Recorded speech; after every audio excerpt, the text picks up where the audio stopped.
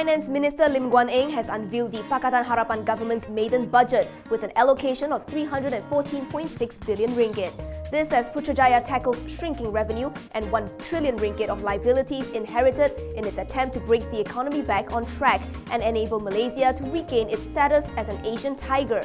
A quick look now at the economic highlights before we go into some of the key takeaways. At 314.6 billion ringgit, the new budget allocation is 8.3% higher than last year's. Revenue is expected to improve to 261.8 billion ringgit next year from 236.5 billion ringgit this year on the back of a special dividend from Petronas totaling 30 billion ringgit.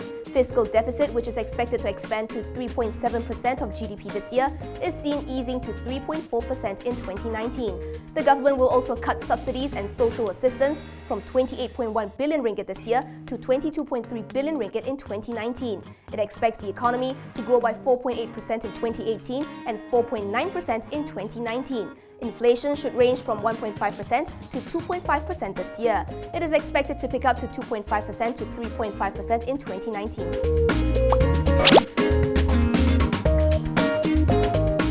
As widely expected, the Pakatan Harapan government announced a number of tax hikes and new taxes as it seeks to boost revenue. First up, the government says it will be taxing online services such as Netflix, Steam and Spotify starting January 2020. The tax will cover software, music, videos and any kind of digital advertising. Lim says this will help to level the playing field between physical stores and online marketplaces. The government also introduced a new soda tax, which was widely expected. It will be imposing a tax of 40 cents per litre on 2 categories of sweet drinks starting from April 1st, 2019. Drinks with additional sugar or sweetener exceeding 5 grams per 100 ml and fruit and vegetable juices with sugar content exceeding 12 grams per 100 ml. The government also announced a gaming tax hike for the first time it has done so since 2005. The casino license fee will be raised from 120 million ringgit to 150 million ringgit per year. In order to encourage domestic tourism, a levy will be imposed on all passengers leaving the country by air. The levy will be 20 ringgit for those heading to ASEAN countries and 40 ringgit for the rest of the world.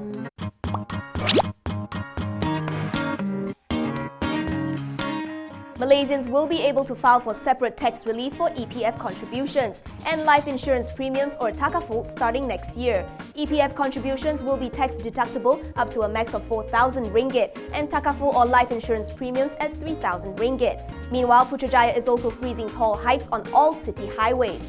It will subsidize the cost of RON 95 petrol for single vehicle or motorbike owners amounting to 30 cents per litre. This covers cars with an engine capacity of 1,500cc and below, and motorcycles with an engine capacity of 125cc and below. As for the B40 segment, under a 5 billion ringgit scheme, households with a monthly income of 2,000 ringgit and below will receive 1,000 ringgit, while those bringing home between 3,001 ringgit and 4,000 ringgit will get 500 ringgit.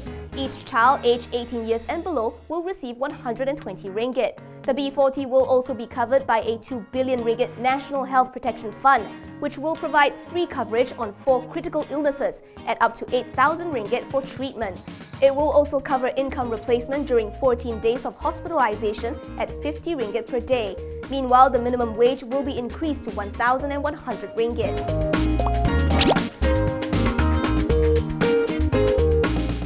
The government will increase the real property gains tax from 0 to 5% for Malaysians and from 5% to 10% for companies and foreigners.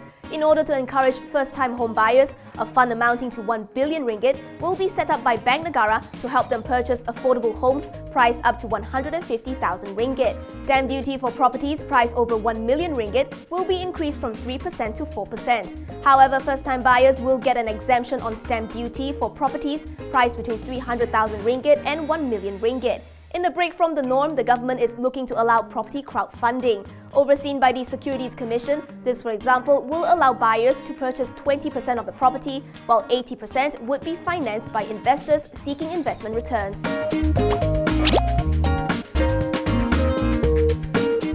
The government will introduce several measures to rein in debt and corruption. Among others, it will create a debt management office to review and manage the government's liabilities. It will also introduce a Government Procurement Act in 2019 to ensure transparency and open competition. This will be accompanied by punitive action for any abuse of power in relation to contract issuance. Also in the works, a Fiscal Responsibility Act in 2021 to prevent uncontrolled spending that create massive debts. Meanwhile, the Inland Revenue Board will investigate all excessive wealth through ownership of luxury items such as jewelleries and properties. The government will also raise MACC's allocation by 18.5% to 286.8 million ringgit and beef up manpower with another 100 staff.